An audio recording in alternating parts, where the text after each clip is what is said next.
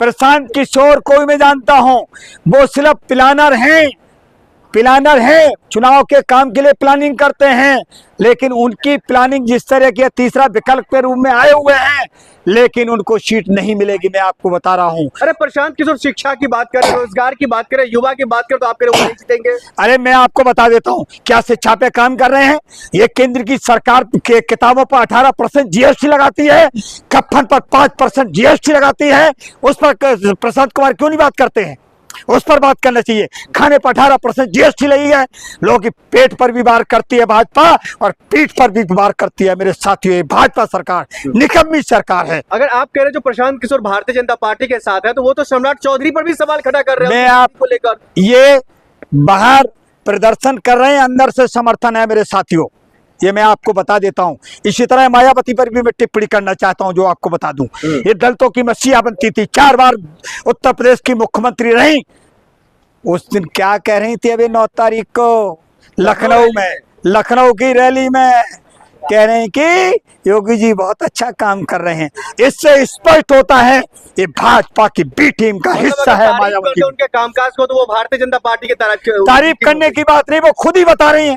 उन्होंने तो दलितों का अपमान किया है। अरे बीजेपी सरकार या एनडीए जहाँ है वहाँ अच्छा खासा कामकाज हो रहा है, चाहे बिहार में देख लीजिए या फिर दिल्ली में देख लीजिए, किसी और अन्य राज्य में। वो सब मुझे मालूम है। हाँ। बिहार चमका कि नहीं चमका नीतीश कुमार के मुख्यमंत्री? बिहार जो चमका है ना, भ्रष्टाचार में चमका है। भ्रष्टाचार इतना ज्यादा है, कानून व्यवस्था चरमरा गई है वहाँ की।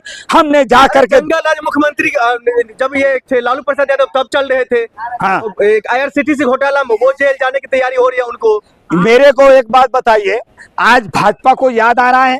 चुनाव के टाइम पर इनको याद आ रहा है, उससे पहले नहीं आ रहा था। इसका मतलब पहले घोटाला भी 2-4 दिन में हो गया है। ये शर्म करो भाजपा वालों, जब चुनाव का टाइम आ रहा तब तुम्हें याद आ रही है। कोर्ट का निर्णय इसमें भारतीय जनता पार्टी की क्या गलती? तो कोर्ट कहाँ गया था तब? आज से 2 महीने पहले भी चालू कर सकता था, 10-5 साल पहले चालू कर सकता था। ये कोर्ट को अभी याद आ गई है? सोया हुआ कोर्ट को जगाने का काम और उसको तानाशाही दिखाने का काम भाजपा सरकार करती है। राबड़ी देवी हो या फिर लालू प्रसाद यादव, तेजस्वी यादव, सबको राव रेवेन्यू कोर्ट में बुलाया गया था। राव रेवेन्यू कोर्ट में जो कोर्ट का जो सम्मन जारी हुआ उस पर तो सब कोई जाएगा, उसमें कोई दिक्कत नहीं। लेकिन सबसे बड़ी समस्या है कि तेजस्वी के बढ़ते हुए ग्राफ को, इंडिया गठबंधन के बढ़ते हुए ग्राफ को डाउन करने के लिए अभी इन्होंने ऐसा प्रपंच रचा है।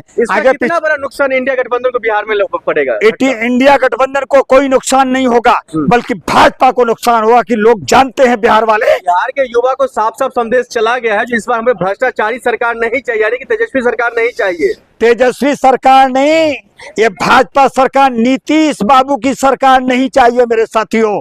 नीतीश बाबू ने जो काम किए हैं वो ठीक नहीं है। क्या काम उनका ठीक नहीं लगा? उनका काम ये है, आज मैंने आंगनबाड़ी में जाकर के सर्वे किया था, उनकी छतें इतनी टूटी पड़ी हैं, किसी दिन इतना हादसा हो सकता है, बहुत बड़ा हादसा होता है। मैंने तो सीधा वीडियो रिलीज दूंगा आपको। मैं तो वहां जाकर के गांव-गांव में सर्वे कर रहा हूं। पानी भरा हुआ है, तटबांध नहीं बनाए गए हैं, ये भी बता देता हूं मैं आपको। जहां पर नदियों का पानी आ रहा है, कहीं नेपाल से आ रहा है। फिर से इस बार हमारी सरकार बनेगी, सम्राट चौधरी लगातार कह रहे हैं। मोदी जी वहां पर जाकर के सौगात दे रहे बिहार को।